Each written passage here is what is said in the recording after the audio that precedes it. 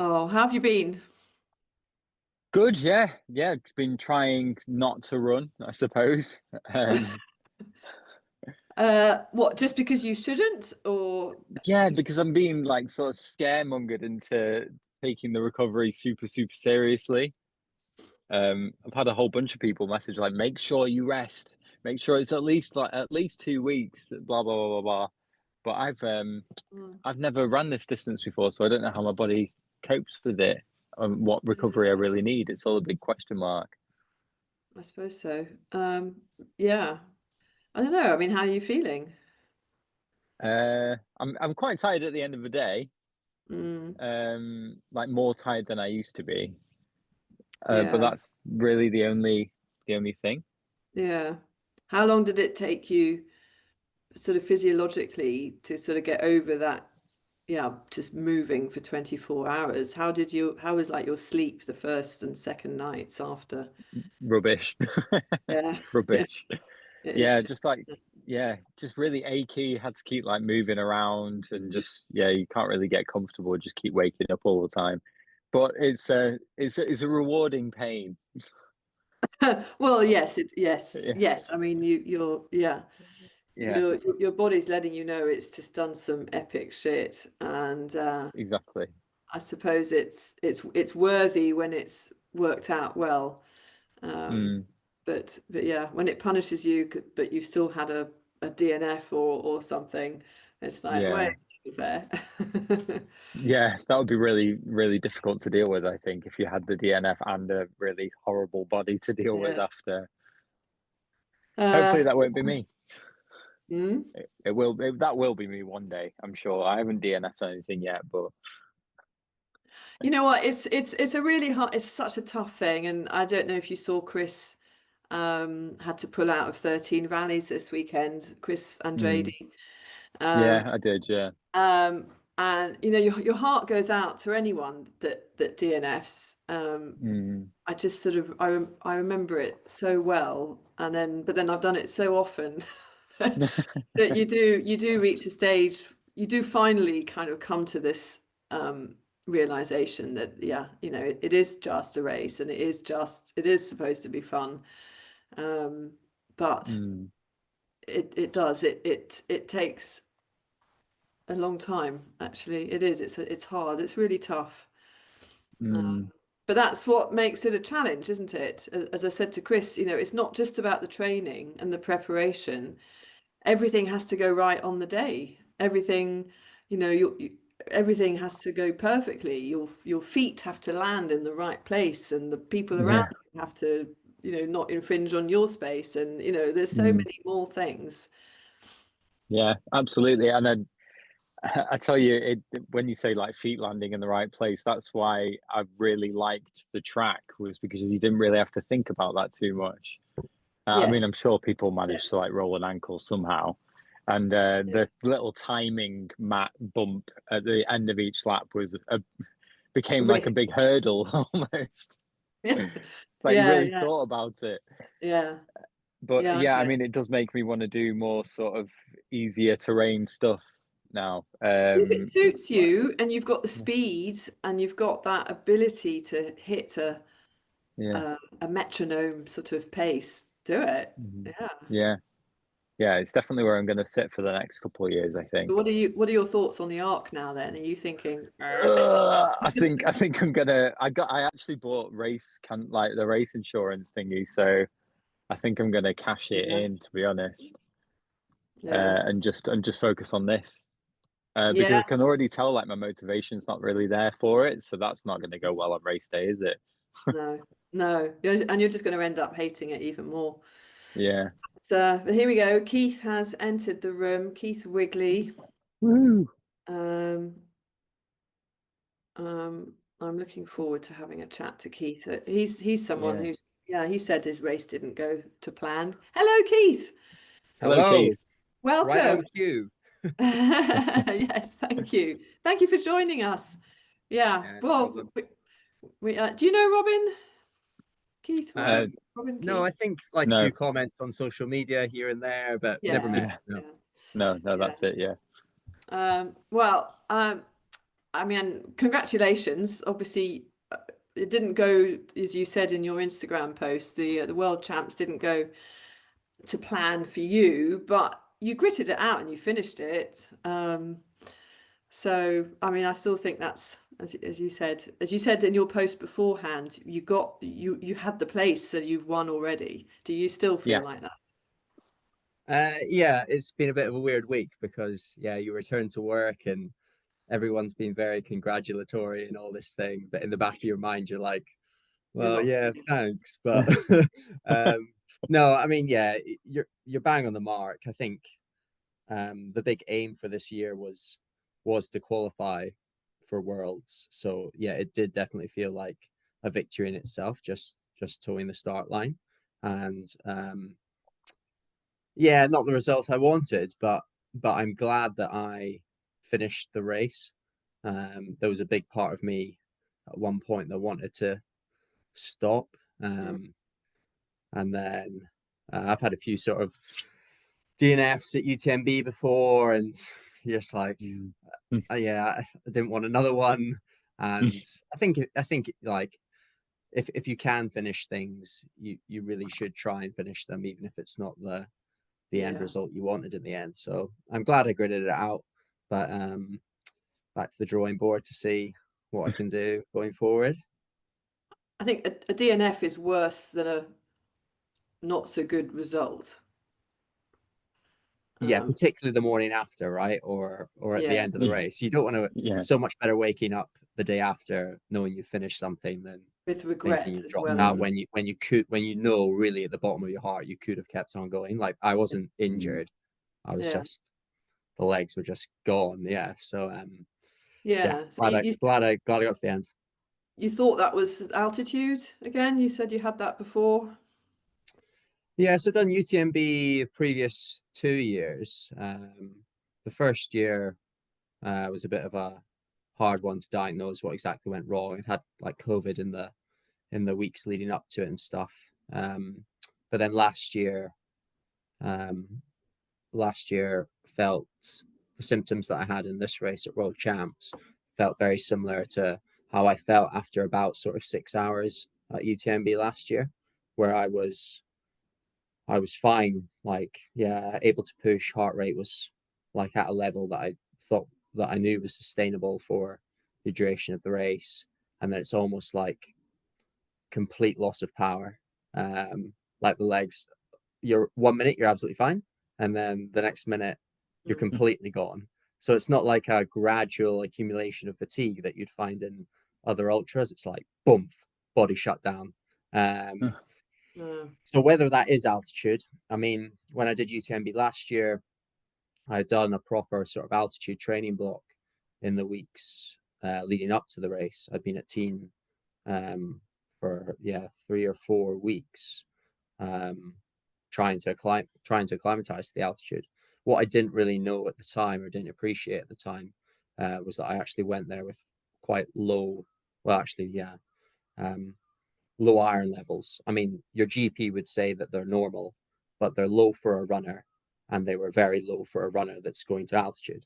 So going to altitude was probably an overall cost for me. So by the time I got to the UTMB start line or middle of the race, once my legs were gone, like yeah, it was way too much for me. I probably burnt all my matches before I even started the race. So this summer, my iron levels are now much better. They're now good for a runner, but they weren't quite good enough for me to have the confidence to go to altitude.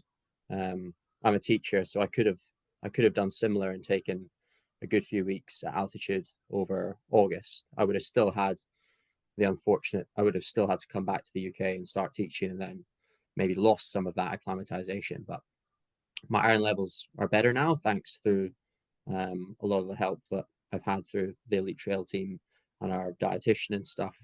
Rebecca Dent, who's helped me with that and helped a lot of people in our team with that. But yeah, they still weren't quite good enough for me to have the confidence to go to altitude this summer. So I did go and look at the race, and I spent time sort of running altitude over the summer in Chamonix and in Spain. but I didn't stay at altitude for a prolonged period. And then by the time I got to the race start line, I'd come back to the UK and done 3 or 4 weeks down at near sea level again. So any sort of little bit of climatization was maybe worn off.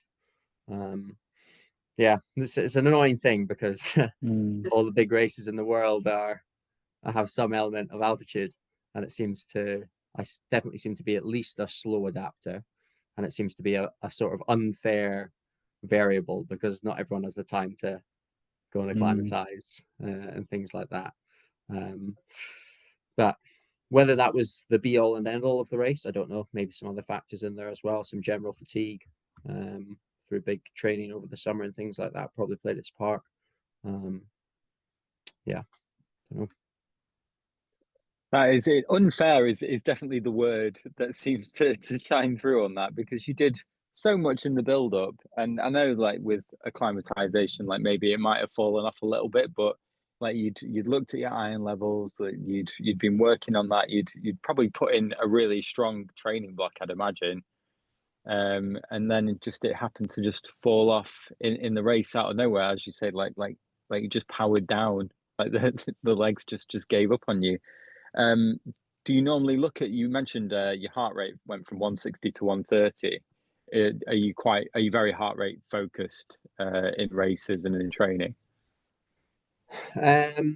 Yeah, I mean, we've had the luxury through the Elite Trail team to do a lot of good testing at Loughborough, so we know exactly sort of where our limits lie in terms of our lactate levels and what corresponding heart rate that is. So it's not generally something. I mean, a lot of our training is based around sort of quality rather than quantity with my coach Doug Stewart. So a lot of sessions are based around heart rate. So I do look at it quite a bit during training, like during intervals and stuff, to make sure I'm in the right sort of the right zone. When it comes to racing, I tend to not so much look at heart rate. I probably looked at it a little bit more during this race to make sure I wasn't overexerting, and actually to make sure I was still able to get it high. So on the first climb, generally for most races, I will keep a check on it during the first climb of any race, just to make sure I'm not going like too deep, because if you go too deep too early, it's just going to come back to bite you. But I'd say I monitored it a little bit more during this race specifically because I was concerned it would drop off earlier with the altitude. We spent a significant amount of time at this race, over 2,000 meters, and I thought perhaps a bad sign early on would be if I couldn't get my heart rate up as high as I would have liked. That might have been the altitude having its effect, but I was actually like almost relieved. Oh, I'm like super fresh. My heart rate's still above like 160 here, still in sort of what would be high mid zone 2 for me. So I was like, oh, good. We're feeling fresh. This is good. And it just stayed there. And then, yeah, like I said, like switch goes off, boom, power down 130. The problem with me, once I'd really sort of gone to a slow pace, and I mean, I was walking up very gradual inclines for a little bit of time. I even started walking backwards up the inclines for a bit of time because my legs were so blowing. The problem then was that I've had a little bit of Achilles trouble over the last few months, and unless I like keep them warm and keep running on them, they really stiffen up. So that then sort of came to fruition. You lose more time, and then you've based all your nutrition and hydration plan on getting to a certain checkpoint at a certain time. So it's like the further you fall behind, the further down into the red you go, because now you're lacking the nutrition, now you're lacking the hydration to get to the next checkpoint.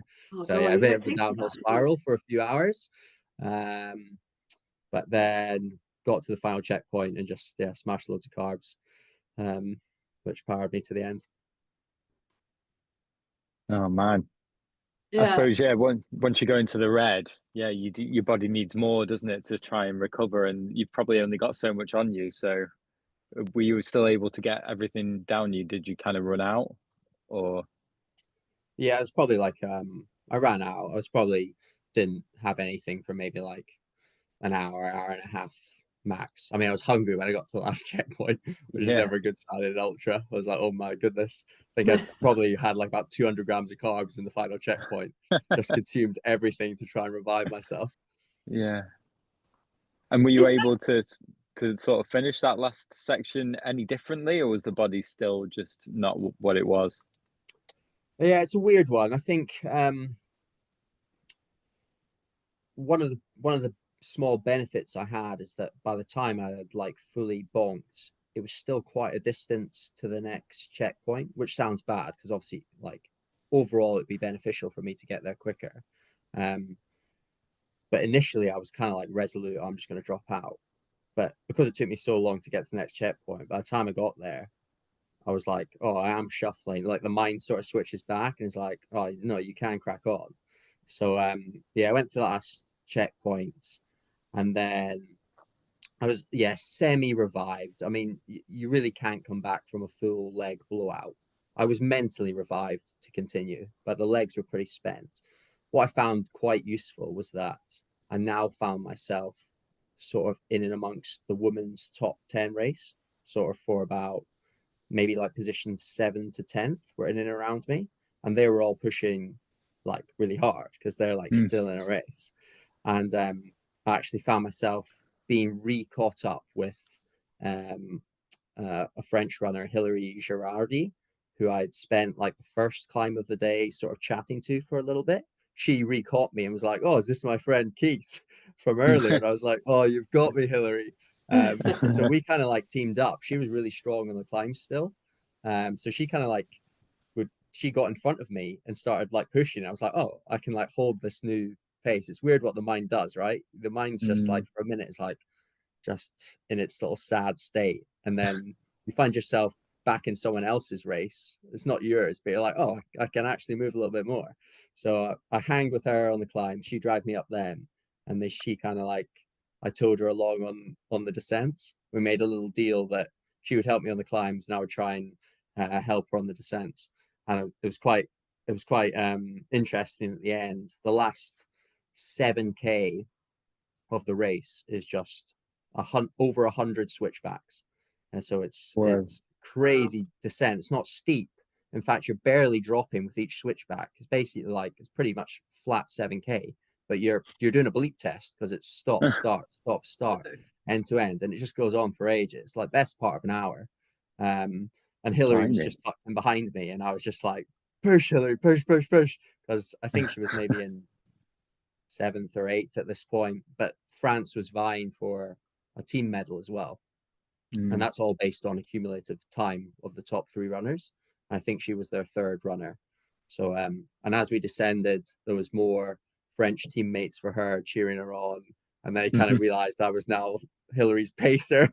And we hit the road, and I just kind of like went for it. I figured like better to be the sort of hare for her to chase out front. I crossed the finish line, turned around, and realized that an Italian runner had just caught her, and they were in a sprint finish to the line. And the Italian just pipped her. And I thought for a second that I'd cost Hilary 10th place by not like I couldn't have done anything anyway. It's not like I shouldered this Italian out of the way. Yeah.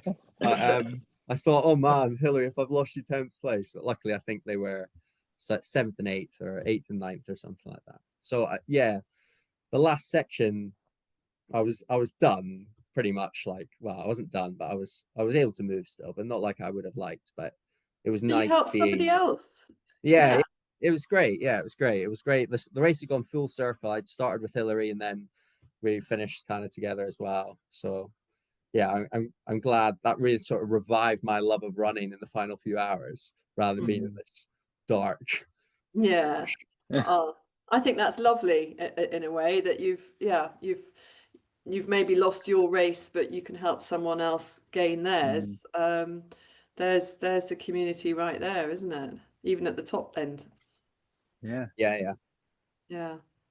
You found some meaning to give to the race actually, and that'll be a memory that'll stick with you for sure. And a new friend. Yeah, it was good. So what's next? Yeah, interesting. I mean, before before the race, I'd said to Doug, said to coach that like I feel like I just need a rest. Like I felt like things were catching up with me a little bit before the race, and I've probably not had like a proper off season now for maybe like 2-3 years, just with doing races like the Arc being in January or something like that. I'd maybe finish with a race around this time, and then before you know it, you're racing in January again. So there's not really much time to take some downtime. So he's deliberately not put anything in my plan for the next 3 weeks, which I think I would have been delighted with had the race gone perfectly well. But now, yeah, I think the toughest thing about this sport is, particularly with the distances that I race at, is that you only maybe get 3-4 sort of hits at it a year if you really want to optimize performance. Probably 4 is even stretching it. And it's a weird world, isn't it? Because if you look at elite marathon runners, they maybe only do two serious full gas marathon efforts a year, and yet in ultra, there seems to be this tendency to sort of bash them out every weekend, doesn't there? At least now, sort of, I've sort of tempered my enthusiasm for that over the last few years. Now that I sort of really take them a bit more seriously, and I know the cost on the body, and you're really at the sharper end of things, you can't really afford to do so much. I remember in my first year, I think I did maybe like one every 2 months or something like that, and just crawled from one ultra to the next. So but the hardest thing is when a race doesn't go well, right? You can't have that instant redemption race. It's not like I can just book in for another ultra marathon in 2 weeks and redeem myself. So the sensible thing is really, I'm signed up for the Arc again in January. The sensible thing would be to take like 3 weeks off now, and then just solid build through to January. But I'm also registered for a big race called Saint-Élion, a 50-mile 80k race in France, which is at the end of November. Not one I've done before, but quite like renowned for being sort of quite flattish, runnable. It's through the nights. It's one of the biggest races in France, one of their first ultra marathons. So it'd be an interesting one to do.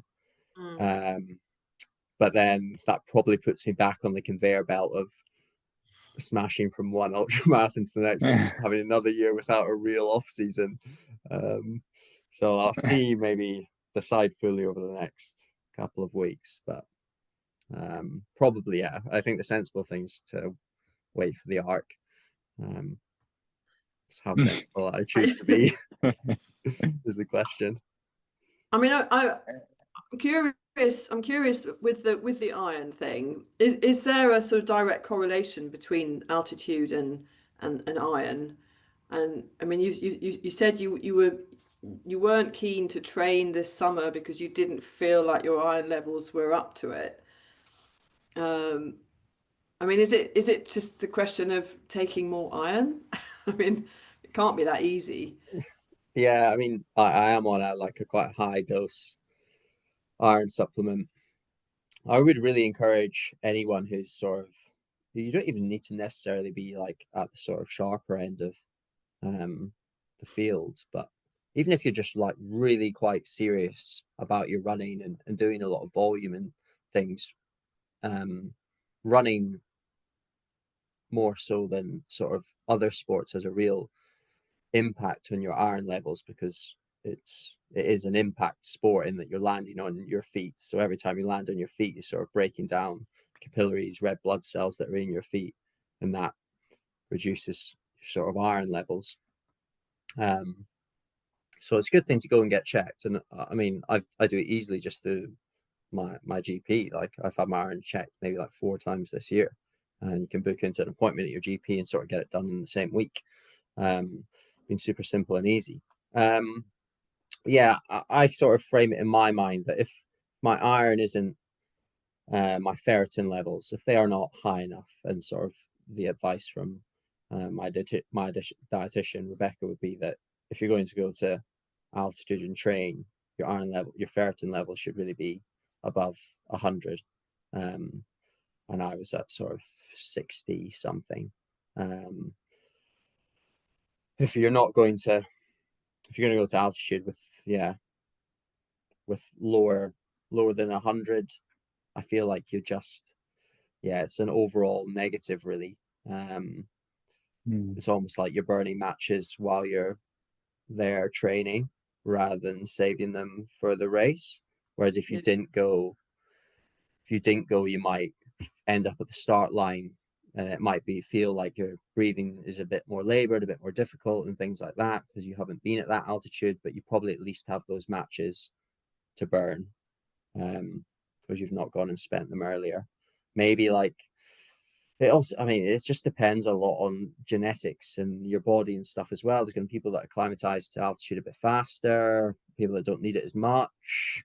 I've generally felt like I adapt really quite slowly to it whenever I've gone for maybe a week or two to somewhere with a little bit of altitude. It doesn't have to be that high for me. My coach's house is in the south of France, and whenever I've gone there for a few weeks, just at like 800 meters, something, I already feel like I'm breathing like quite hard here. It really feels like at the end of a week or two, I feel super fatigued. So I might be someone that actually would benefit from like going to altitude for like months before to really like slowly acclimate to it all. But then I'd really need the iron levels to support it. It might be that going forward, I really look at choosing races quite dependent on their sort of profile.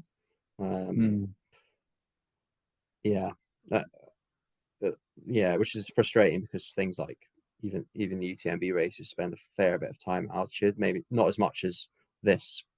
Like I still plan on doing CCC next summer. I think it won't be as bad as what I experienced at Canfranc because it's like it is more runnable and you sort of drop down from the altitude a bit quicker and things like that. So overall, less time spent at it.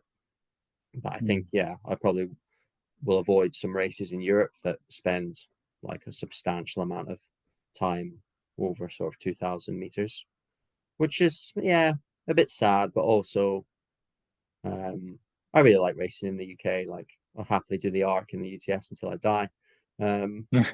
Yeah. You said that I forgot what I was going to say. I was too involved in the story. So you've got this race possibly in November. Do you think there's a chance that maybe because your body pulled you back in the world champs, that perhaps you've got maybe a bit more energy to take into that one, and maybe it's not quite as the one ultra to another crawling along, maybe you might actually be able to give it a pretty good shot. It's one of the upsides to a lesser race, isn't it? Yeah, in a way, because like although I was out there for 11 hours, I only really felt like I was racing for like 6 and a bit, and then I was on a 5-hour recovery walk. Yeah, exactly. So sometimes you often do find your body feels a little bit better. I've not had to push for like 9 and a bit hours or 10 hours all the way to the line. I've actually had some active recovery while I've been out there. So yeah, potentially. And I mean, I did go into world champs probably like as fit as I've ever been aerobically. So it would kind of feel like a little bit of a shame to not fully maximize that fitness. So stop trying to convince me, Robin. Like I'm not meant to be doing this race. But it sounds like a really good quick one with a bit of history. Yeah, it's cool. It's all at night as well. Did I say? I don't know. Yeah, it's all at night. I've seen it. Start at midnight and just run through the French love those night, late night and it's starts, meant to be like they? Often the weather's a bit like, I think it's like the last weekend in November maybe. So often the weather can be a bit spicy. I think there's a few reels on Instagram of people like sliding down ice on their bum. Yeah, it sounds great. Bad influence, Robin. Stop it. Yeah. Well, it's all the other people on here. They're a bad influence to me. Well, you said you're a teacher. What do you teach? Maths, maths secondary school. I'm quite fortunate in that this time last year I actually decided to go part-time. So my school runs like a two week timetable. I teach 5 days across those 2 weeks. So I'm basically 50% teacher, 50% runner, which is quite nice. Not nice for the finances, but nice for life fulfillment and absolutely training and stuff. Is that like a couple days one week, a couple days another, or is it like a full week on, full week off? No, it's 2 days 1 week and 3 days the other week. Hence why we're having this conversation. Middle of the day on a Thursday. Yeah, exactly. My wife I think that sounds perfect. Yeah, my wife teaches chemistry and does three days a week. So yeah, it's a nice definitely little... a winning system. It is, yeah. I've got a question that I would like to know more about. There's this picture of you running in a kilt. There's a race, 3 of you on a track in a kilt. I need to know more about that. Oh right, it's I was in the army before I was a teacher, with a Scottish regiment, with the Royal Regiment of Scotland, Infantry Regiment. So that picture is at our annual Highland Games, and it was a 4x4 relay between the different companies, and the final leg had to be, it went like the most junior soldiers ran the first leg, then like a corporal would run the second leg, then the sergeant's mess would run the third leg, and then the officers' mess did the final leg. So the picture you're referring to is me and the other 2 officers, and you'll be aware that I'm the only one wearing boots. The dress code was to wear boots, and they've chickened out and wore trainers. So I'm in boots. And so I was on the 4th leg. I don't know. I actually don't know if we won. Obviously, I was the 4th leg, so I probably didn't. I don't know if we were winning when they came round. I'm going to say I won, but I can't guarantee. I tell you what, running a kilt is hard work. Those things are heavy. Yeah. Really? Yeah, I bet. So what got you into running then? Were you running in the army, or how did it all start? I went to a very good school, which was just super good for sport. So grew up playing predominantly hockey and cricket, but like rugby, and my brother and I, we bounced between loads of different sports, like during the summer holidays, cycling and all this sort of thing. So grew up playing loads of sports. Obviously got chucked in the cross country mixer at school, but that was always like a side hustle, wasn't it? They just rounded up anyone that was good at running in any other sport and just chucked you in it. So that didn't leave me with an exactly brilliant impression of running in and of itself. I don't think it does for anyone. And then, it was sort of while I was in the Navy. Before I was in the Army, I joined the Navy. And post university, that kind of got me back into doing a bit more like physical activity and stuff, especially during like initial training. They really thrash you around and get you doing all sorts, climbing ropes and doing silly stuff in gym halls. And then during that time, I did a couple of marathons, a trail marathon and a road marathon. But again, sort of just like, it was like me and my Navy mates just like signing up to these things last minute on a free weekend just to see where, and just not training for it, just with our residual fitness from basic training, we'd go and do these. And then I guess a couple of years went by where I was sort of in the Navy and I was really struggling to do any exercise on ship. So I transferred to the Army, where I was happier because I was like rolling around in the mud with the boys. And it was during that transition that like a return to being on land. I can't describe the sensation of being stuck on ship and like realizing it's not for you, and like you love exercise and stuff. It was almost like I was set free when I got back on land. So like picking up running again was like, this is brilliant, like the best thing ever. I was like, just the freedom to run around in some green spaces again. was really good. And then things kind of just progressed from there. I did like the odd park run and was like, oh, this is good. I met a couple of friends early on who one of them, Tom, he had done like OCC and things like that. So I went on a few runs with him, and then I was always intrigued about like running further. Sounded more and more fun. So 10K roads quickly progressed to I didn't go back to the marathon until recently actually, but I just kind of jumped on the trail bandwagon. And then that year every trail race I signed up to, I just escalate the distance more and more. So I do, like a marathon, then a 50K, then like 40 something, and then a 50 miler, and then I think I did an 80 miler that year. It was just the appeal of running further. It was just, I don't know, intrigued me, and I realized that I was like relatively good at it, so kept going. Anyone enjoys something they find they're quite good at, don't they? And you just want to get better. What's your favorite distance? I'd say now, after I tried to jump up distance to sort of 100 milers. I first qualified to do CCC actually at UTMB in 2013 after I did well at Snowdonia at UTS, and they gave you kind of the choice to sort of jump up a distance or drop down a distance. And I was just like, well, if I can do the full loop, why would I just do like half the loop? So I tried to jump up to UTMB, had a shocker, and then last year I requalified again and was like, I need to go back and redeem myself, so I'll try UTMB again, had another shocker.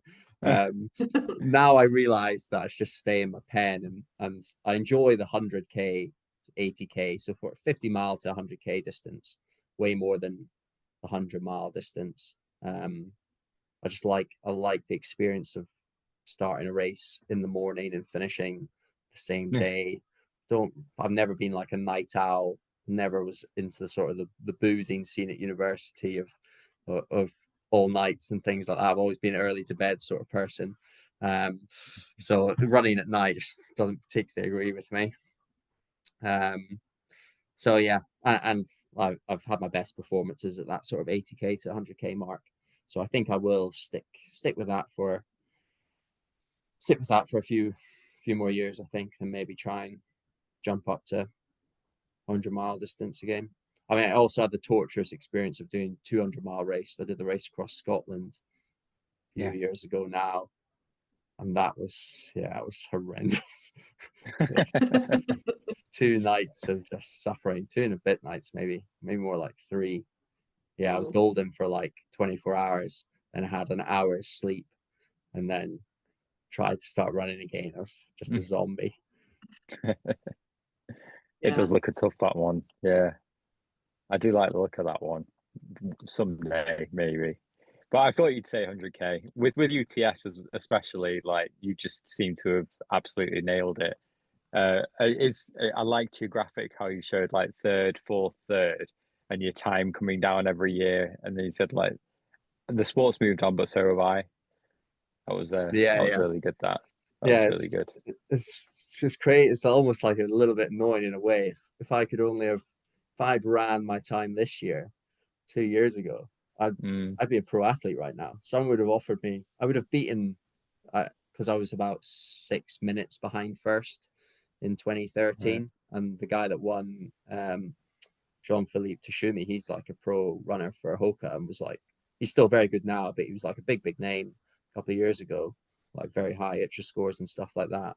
So if I'd beaten him if I could take my time from this year and put it in 2023 and beaten him by like an hour and 20, he would have been like, who is this guy? Let's give him 50 grand a year. The sport is just I don't know. Is it moving forward that quickly? Yeah, you're like, you got to keep moving to stay in the same place. Is that Alice in Wonderland? I don't know. Yeah, so it's tough, right? So moving so quickly, just aging? faster and faster. Yeah. I think maybe the runners coming up are getting younger as well. It's no longer a sort of middle-aged person's game, actually, the big Yeah, I ultras. mean, yeah, sort of our sort of generation was all people coming into the sport, maybe like midlife, right? As a sort of, yeah, I don't know, as an adventure, midlife crisis-y sort of thing, I guess. Yeah. Whereas, yeah, as you say, kids, youngsters now jumping straight into the sport at the age of 20 or whatever. Yeah, it's scary to think what it'll be like in, yeah, the next decade. Won't stand a chance. We'll have to run 4 hours at UTS 100K. Yeah, Oh yeah, God, get that yeah. 6 hour 100K. Think of the shoes. Yeah. But you've What's it you like? you go, Kate. Oh, sorry, I thought we lost you there. No, I was just wondering what it's like. Sort of, do you getting sponsors or getting any help, any financial funding, sponsorship? Obviously Tom Jolly is very open about it. What's it like from your perspective, trying to be a sort of semi-pro, so to speak? Yeah, I mean, I've been fortunate in some regard in that in 2023, after the good result at UTS, I had support from Innovate for probably like 18 months ish or something like that. Just kit and things like that. Which is kind of like the entry level for anyone now, I guess, is like these kit only deals. They did help out financially with my trip to Teen last summer. They gave me a few £100 to help with that and things. And then I've been with Ultra now since like January, December time. And yeah, that's offered a little bit more financial support and stuff, mainly through like bonuses at races, like UTS and the ARC.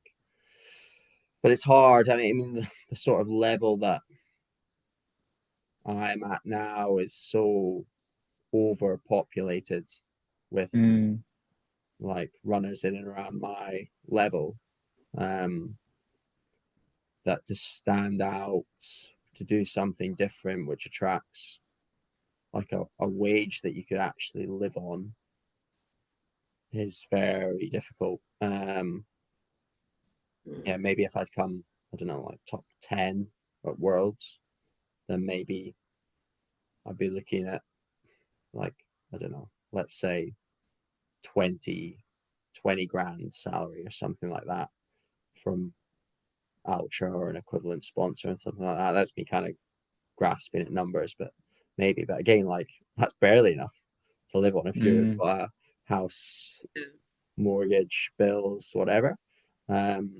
Be interested to see where it goes. Maybe we're just like a decade behind. It'll be interesting to see in the next decade. Is it a case that the top people just earn more and more, and there's still like this middle ground of very good runners that are earning very small salaries? Because I mean, like the very top of the pyramid, right? The Katie Shides, the Jim Walmsleys, the Killian Jornets, the Tom Evans, they'll be wealthy individuals, regardless of running or whatever. Like they'll earn a good salary if it was just a normal job. Whereas in and around me, yeah, there'll be plenty of people that are maybe earn a little bit more than me, or some that just have kit deals. I think, yeah, I don't really foresee myself, unless I have like a really truly breakout performance and shock the world, which would be nice. I don't see a time where I have to stop, where I can stop work completely. And if I did, I'd really be taking like a big financial hit, and I'd be like, yeah. Would you want to? I mean, yeah, I've thought about that as well. Would I want to? I mean, there are a lot of pros about having a job as well. Like it definitely prevents me from overtraining. If I have 2 to 3 days at work a week, it gives me some social time outside of running. Like I get on well with all my colleagues with the maths department at school. It sort of breaks the mind up a bit. I'm not thinking about running 24/7. I know Tom Jolly really well. We're good mates. He had left the army just before me, but I was still in, and he was actually like a ski coach for me for a few seasons, and we became really good mates after that. If you offered me Tom's life in Spain, training full time by himself, over my current life in the UK, working 2 to 3 days a week, not being able to train as much, I would choose my life. Even though Tom's got a decent contract in the moment and he can afford to do it and stuff, I wouldn't want to be out in Spain by myself. Like, I don't think it's not for me. It might be for him. Like, perfect. I mean, I think I'd probably, if someone offered, I'd probably stay in the UK, train in the UK, but that's me, that's him. But whether I'd actually take it, I know Josh Wade's talked on podcasts before about like still doing like 1 day a week or 2 days a week, just because he enjoys it. Yeah, he still enjoys doing his landscaping and gardening stuff. Yeah, exactly. And like, you never know what's going to happen, right? Like, you go for a run and just break a leg, and then what have you got back to fall on? Yeah. It makes you wonder where all the money actually is in these running companies, because they clearly make an absolute fortune through all the trainers and everything. And then when it comes to actually giving the deals further down the ladder to give a spotlight to the shoes and show and the kit, they're not really willing to fork it out. It must just be more dividends taken by the CEOs at the top. It's ugly. I think what will become hard for the likes of me as well is that you end up competing with just the influencer who has 1 million followers compared to the decent runner who has 2,000 followers. So why should shoe company X give me some shoes to come third at the Arc or third at UTS and get a few thousand views when they can pay Joe Blogs, who has 1 million followers, to story his life wearing their shoes and all that stuff. So I think different brands will do different things.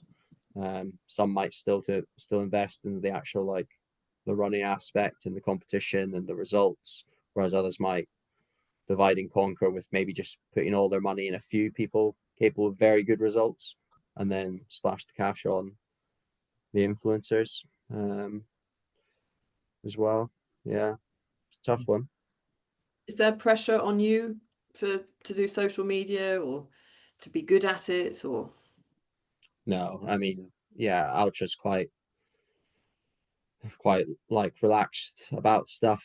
I've helped them out with a few sort of advertisement campaigns they were the headline sponsors for 13 Valleys this year and for Kielder Marathon. So 13 Valleys was last weekend. Kielder Marathon's this weekend coming. So I did a few photo shoots and stuff with them, but I mean, that was largely like ad hoc. Keith, are you free? You're in the UK. Let's go and do this for a few days. So that was fun. No, they don't say like you need to post this many times in a month. You need to do this. It's all kind of like, can you do this? Would you be willing to do this? Like, if we're launching this shoe, can you talk about it a little bit on your stories or stuff like that? Very low key stuff. They seem to be more in the market for, they're very supportive with like results based sort of stuff. Like, which is good. I don't mind doing some of the social media stuff, but I wouldn't want it to feel like I have to do it. No. What do you say? Yeah, but I forget who we spoke to. Someone said that they needed to do at least like a post a week or something like that, or was it even a post a month? But there are expectations, aren't there, on some people to put something out there. But it's nice that they've not really done that. That Ultra haven't expected that of you. Is it is it more of like a kit deal, sort of, as you mentioned the other ones are? I get started off as a kit deal, and then after the Arc, that kind of changed to some sort of like bonuses for big sort of for biggish races, UTMB World Series and some other races on there and stuff. So it's good. It's the highest level of support I've had, which is nice. I think going back to the whole contract thing, the hard thing about it all is particularly what seems to be the way of the world in our sport is that, like, at the moment, all the brands hold all the cards. Like, even the high earners aren't allowed to really announce how much they earn. So that kind of negatively influences everyone in that. If you're in another sport, like, you could Google what all the top footballers' contracts are and things like that. Yeah. Like a level of everybody kind of knows what they're on. So when you ask for X amount of money, you know it's out there because someone else is getting paid that amount of money. Whereas in our sport, like, you've no idea who does what. It's frustrating when you can get a really good result, say UTS. I'm like 15 minutes behind Matthew Blanchard, who's come second at UTMB and is probably a very wealthy man and gets paid a fixed contract, professional contract, bonuses, whatever. And at the time, I was not on any sort of contract. It's just a lot. I mean, he does a lot of social media and stuff and things like this as well, and a big name in the sport for years. But there's a little bit of inequity at times. It's a tough one. When they give you the like the bonuses for certain races, is it only literally like massive races in Europe? It's not like lakes in a day or anything like that. Ultra's quite good for it in that. I forget what they have sort of A tier races, which would be like your UTMB World Finals, so in Chamonix, OCC, CCC, UTMB, and they've got some other A tier races,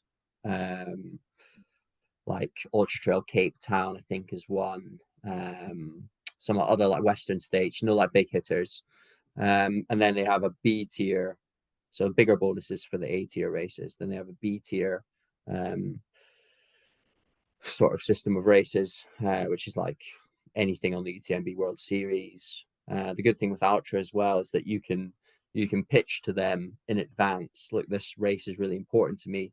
Like, it's a Dragon's Back or it's a Lakes in a Day.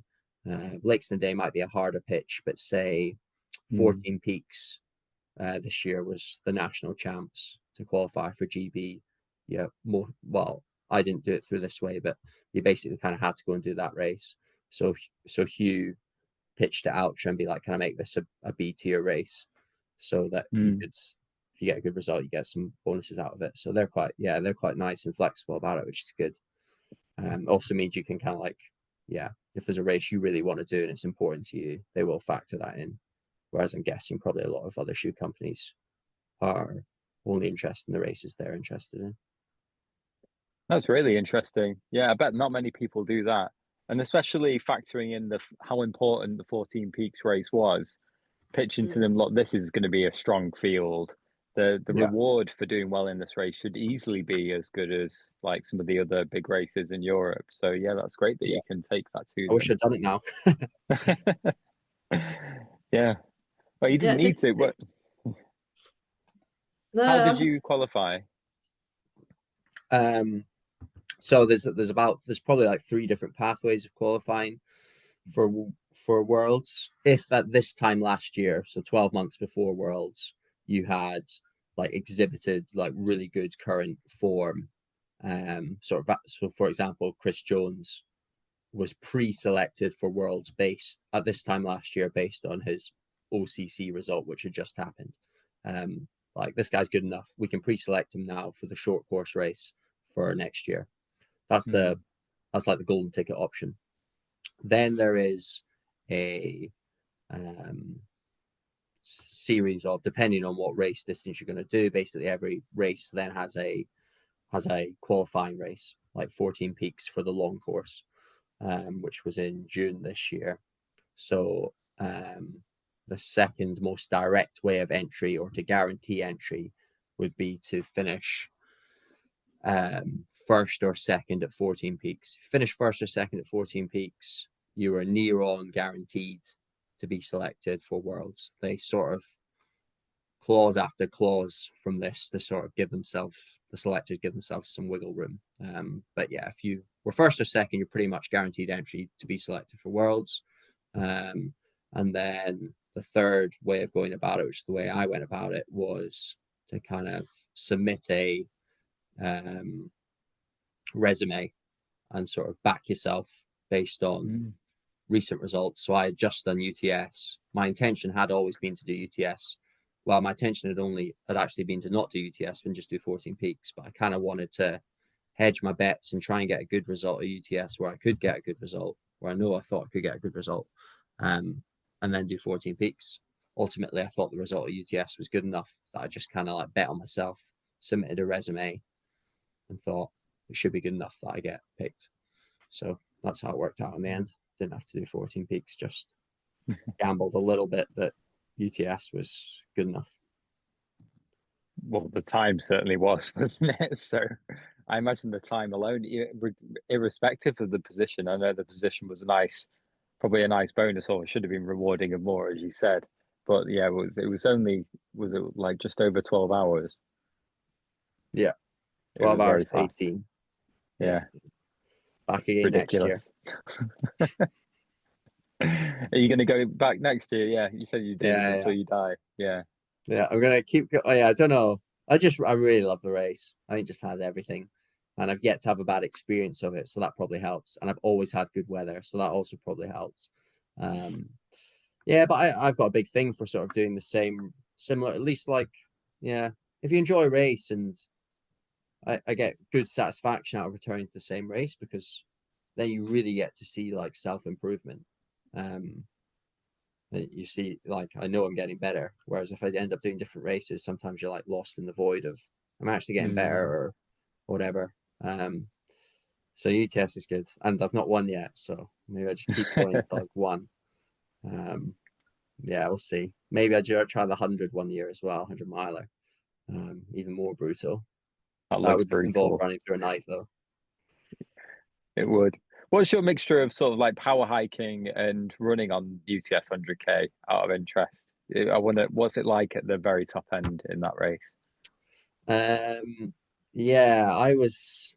The first climb's always interesting because you tend to end up being surrounded by at least a couple of names you're not so sure of, and they're really like running and panting. You're like, what are you doing, guys? Yeah, I was hiking loads.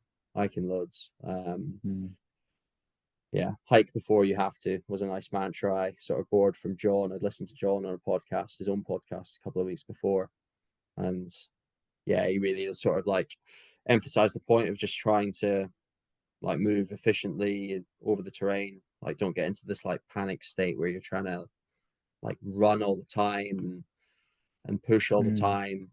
Like, it's a long enough race that the fatigue will come. There's no point like getting it really early. I'm hiking loads of it. It's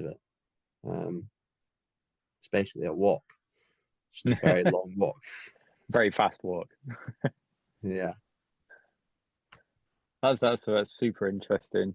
Yeah, because you always just have this sort of like narrow, like minded view that the people in the top three are capable of running all these climbs from start to finish. And the human body can only do so much, I guess. Yeah, you must have a good rhythm with your poles. People also do like different tactics, I guess. There's quite a fair bit of footage from last year where like you see John like just hiking like big strides, really powerful, and then like the others come behind him looking a bit more flustered, trying to like run to keep up and things like that. So yeah, I think if you can hike quickly and efficiently, you're saving yourself loads more energy than if you're trying to run. There's lots of stuff out there which is too steep to run on or too technical to run on, so you are just better off walking. But it's not like a, it's not a walk.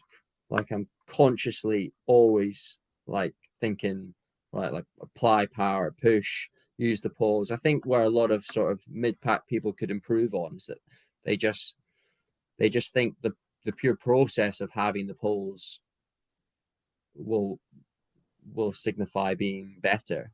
But unless you're like literally using the poles, and I was lucky that I did a lot of Nordic skiing in the army and stuff. So in that sport, you are like almost entirely like upper body pole based, and your legs are just like coming with you. So that has helped me when it's come to trail running. But loads of sort of mid pack must be, you're just carrying more material around with you and probably not getting any benefit from the poles. Like you really want to think about like engaging like your lats, like your back and your core. Don't just use like your little arm muscles. They're going to fatigue loads, but try and like, it's hard for me to describe. Watch some cross country skiing videos on YouTube, and you'll really see like the power they're generating through the poles and like actively thinking about that. You're not just walking uphill with two sticks in your hands. Like that's no help at all. Like you really want to think. So whenever I'm hiking, I'm always thinking like, and Tom Evans talked a lot about it as a huge strength at UTMB this year, and that it's just saved his legs so much. And I know he like dedicated a lot of time to it this summer about really like tire the upper body and the arms and the back and stuff out and save your legs for the more runnable bits. The more energy you can save in the legs for later in the race, the better.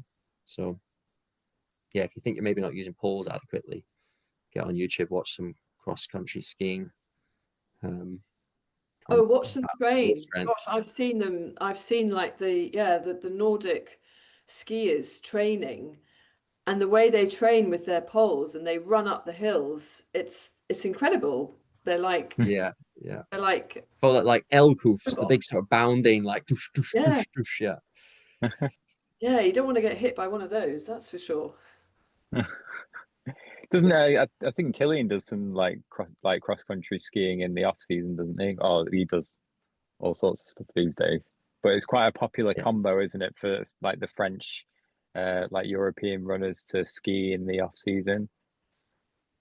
Yeah, definitely. I think not exclusive, not everyone's doing it, but I think a lot of top guys do a lot of skimo and more cross country skiing in the off season for sure. Rest the legs, and also, definitely. I think probably definitely benefits them when they come back to trail running. So you did a Seville Road Marathon, but nearly 2 years ago, 2:26, I think it was. Have you got any ambitions to lower that time? I found it really. I really enjoyed it actually. It was it was in like February as well, so a great place to go in sort of February time to break up the winter, and it gave me a real like training motivation over these sort of dark, rubbish months that we've now got ahead of us. And all you really want to do. I'm not really one for getting out in sort of the mountains and stuff over winter and the wet and things. So I'm quite happy to sort of get on a treadmill and do more sort of speed workouts or get on the road. So it was a decent one to train for over the winter. I've thought about like going back to it. I think I could go faster as well. I'd only just started working with Doug maybe like 8 weeks before that. So we've maybe done like 6 weeks of training. So there wasn't really any time for like any speed work. We kind of just went straight into like the really marathon specific block. So I probably didn't really get faster during that time. I just got better at sort of holding my current level of speed. And I'd signed up to it before like working with him and things like that, just because I wanted to do a fast marathon. And when I signed up to it, I think I was like kind of satisfied with probably doing like 2:40 or something like that. I'd done Edinburgh Marathon a few years before in 2:50 something. So I just wanted to have a training goal over the winter and just see if I get faster. And then I did a park run, a Christmas park run, and I just snuck under 16 minutes. And then I was like, maybe I could try and do 2:30. And I started working with Doug and realized I probably could maybe hold the pace. God, people that complain about doing road marathons though, way easier than doing ultra marathons. Yeah, breeze. All I did was just like lock into this pack for like maybe the last half hour was grim, but for 2 hours I just locked in behind guys absolutely killing themselves, and then you're just like, okay, half an hour to go, I'll just unleash what's ever left. But in your mind the whole time, it's like 2.5 hours, right? It's like nothing compared to doing 12 hours. So yeah, maybe I'll go back. I don't know. Yeah, I don't know. It is a good one, and I do like running fast. Not that it's like fast, but I enjoy training for it, and that is it's good. fast. But I mean, the hardest thing now is that like you've broken the 2:30 barrier. Like the next significant barrier would be like 2:20. But like in the ultra world, 6 minutes, 7 minutes is nothing, right? But on a marathon, because the distance is actually comparatively short, like the split difference from a 2:27 to a 2:20 is like ridiculous, like so much faster. It is, yeah. So yeah, would there be any point in me going back to break 2:25? I don't know. It's a lot of training to beat 2:20 though. That's when you're like proper serious marathon runner, I guess. Yeah, sub 2:20 people are really focused. Like road marathon is all they do. Like it's every year in and out, it's just about getting under 2:20 and how far under 2:20. Yeah. Well, I'll be training Kenya maybe you could next. do it, but yeah. Maybe, but it would take significant time out of training for trail running, right? And I guess that has to be my main focus. But it does benefit it. Yeah, I think it definitely benefits it. That's part of why I signed up to do it. Yeah. Yeah, and Jack Scott was quizzing me. He was on the GB team as well. He was quizzing me about it when we were out there, being like, "Did you think it was beneficial and stuff?" And I was like, "Yeah, for sure. Yeah, like raises the top end, makes you like super efficient. Sort of this sort of flatter terrain stuff. Yeah, I think it's good to mix it up. You don't want to be stuck doing the same stuff the whole time." How about a track race? No, I mean, I've dabbled in like my running team's cross country, not for a couple of years, but I think that would probably be as short as it would go, would be, yeah, local cross countries. They're quite good fun, but I have also found as I've gone into my 30s, I seem to take an inordinate amount of time to warm up. Like my body just doesn't accept the pain of running until like a good few hours in. In fact, with the elite trail team, with the testing at Loughborough, we did some like 1.5 hour tests using packs to try and see the influence of the pack. Was it like really having a detrimental effect wearing a pack or not? But during these tests, we did one with a pack and one without. They were both about like 1.5 hours long. I was the only one in our team whose heart rate dropped over the 1.5 hour period. Like you'd expect like your heart rate to gradually increase, like this is getting more difficult. Whereas I found it more easy at the end of 1.5 hours on the treadmill than at the start. I don't know, something weird about my body where I start a run and I'm like, the body just is like in panic mode. Like, why are you doing this to me? And then after a couple of hours, it's like, oh, fine. This is fine. You can keep going now. Welcome to my world. Yeah. Wait till you get to your 50s. Yeah. Well, no, I did actually mean a 24-hour track race. Oh, 24-hour track race. I know Rob has just done one, so maybe he can discourage me or encourage me. You can give me some tips. The thing that I think I would find hardest about 24-hour track race is that I guess people often think that one of the benefits is that you're never 400 meters from your crew. But I think that's the biggest negative, in that you've got every excuse to stop every lap, haven't you? To take a break or whatever. They're right there. If things get bad, you can just drop out. Whereas like in Worlds, for example, I was so far from the checkpoint that, like I said, my mind's gone back round to the other way and decided to continue. But like if you go into a dark place on the 24-hour, like so easy to stop, right? Robin, you can convince me otherwise. I mean, it was the most rewarding thing that I've ever done in my life. So, yes, you are right next to your crew the whole time, but also that's a detriment because I told them I didn't want to walk too much or sit down. So there was no escape for me to hide. Like when you've got your crew like 10 miles away, you can sort of chill out as much as you want, like on a rock or whatever. But on the track, then they can see you the entire time. Yeah, You've just got to keep pushing because that's what you said you wanted to do. So you better keep going. But no, Actually hounding honestly, you. yeah, and it was amazing. When I mean, I know it goes through the night, but at least you're floodlit. Um, but yeah, you don't have to think about where you're running. You're just going round and round. You've got your nutrition strategy sort of dialed in. They can hand you stuff yeah, when it.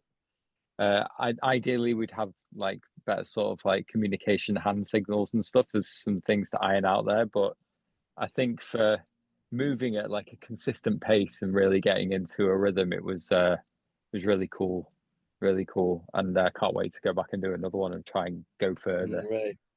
Yeah, Yeah, I don't yeah, know. I don't know if I yeah. could be convinced. I think one thing that I could be interested in doing is doing um, like the Anglo Celtic Plate, which is like a 100K road race between like the home nations, or compete Mm. against one another. And that's often held at um, the North Inch, which is a park in Perth, which is like I grew up next to. So like it'd be Right, quite cool to go back to that. But yeah, to qualify for that now, you got to have like a blistering 100K right. road race time. I'm gonna look that up. I've not heard of that Anglo Celtic Yeah, plate. it's Yeah, Anglo Celtic plate. Adrian Stott has written about it Yeah, for Oh, it. has it? You'll find it on Run Ultra somewhere. Or it might have been actually a Oh, preview. cool. Yeah, we'll do. But yeah, no, it's quite a prestigious race, Yeah, definitely. that sounds cool. I like that. I'm already googling it. So what's your sort of your top piece of kit that you take with you when you're racing? What's your most important? I would say a recent convert to the bucket hat. Love Oh Oh a yeah. yeah. bucket hat. And like absolute game changer. Yeah, I had one on for UTS this year in the heat, and Mm, yeah, looked like an idiot, but I think yeah, it makes the world of difference having full coverage yeah. around, especially my receding hairline probably helps as well. But yeah, you always get that problem, don't you, with a cap where like if it's sunny, you cover the face, but then your neck starts getting burnt. Bucket cap gets rid of all that trouble. It just felt like I was under this like beautiful protective shelter for yeah, I didn't have it at the start, but for most of the race, yeah, really good bit of Oh, kit. they are good. They are. I think they came out about 10 years ago, and then everyone mocked them, and they kind of went quiet, and they seem to have made a resurgence. Yeah, and you could take off, you could put ice underneath, then put back on. Yeah, they're good. Yeah, I excellent. really don't like him, but maybe I can be persuaded just as you can for a 24-hour track race. It seems like a fair trade. Yeah, fair trade. You wear a bucket cap, I'll do a 24-hour. Okay, That's wicked. that's funny. Okay, well, we're on to our last important questions now. Super important. That we've super important that we've started asking everyone. So dog or cat? Yeah, I thought this one was coming. Um, I yeah, I grew up with dogs. And now I have both a dog and a cat. So I'm slightly torn. A few years ago, I would have said instantly dog. Um, but now the cat has slowly won me over because it requires such little, yeah, management compared to the dog. I've not had my dog. I'm actually really looking forward to get my dog back next weekend. She's been with my parents basically all summer to allow me to fly back and forth to Europe and stuff. So I have like really missed her. I think I would say dog, but that's only because the cat's not in Yes. the room at the moment. Yeah. Okay. Book or movies? Um, the correct answer is obviously book, right? But no, No, yeah, I don't no, know. not at all. I think the best book beats the best film every day of the week. But do I spend more time watching films than reading books? Absolutely. Okay. What else is there? Gels or solids? Gels, absolutely. Yeah. Don't waste my time chewing. Oh, this is what happens at the top end. Weights or Yeah. treadmill? Oh, yeah, treadmill every day of the week. I love a treadmill. Don't know why people complain about it. It's best get out of there after bucket hats. Funny. And porridge or toast? Porridge, literally porridge every single. Actually, I have both every single morning. If you gave me the choice, porridge. And then lastly, bog or mud? That's a weird one. It is a weird one, that one. Mud. In my mind, mud seems less atrocious than bog. No, you see, I loathe mud with a passion. It's slippery and slidey, and at least peat, good old fashioned peat bog, you can, hop it. Take True. your I life don't into like the your sinking hands. sensation of bog though. The sort Well, of that's a challenge. I don't know how far deep my foot's gonna go when I jump on this. And then you're waist deep. Well, that's true. But that's part of the challenge, is to hop around them. But no, thank you so much, Keith. It's been really interesting. Lovely to That's been chat. good. Yeah. Always And nice to well, have people that are willing to chat about running for an hour. Absolutely. And well, good luck. I'd be really interested to know which race if you go for the French one, or UTS, or maybe both. Who knows? Let us do know. them all. Oh, they are. Yeah. Thank you.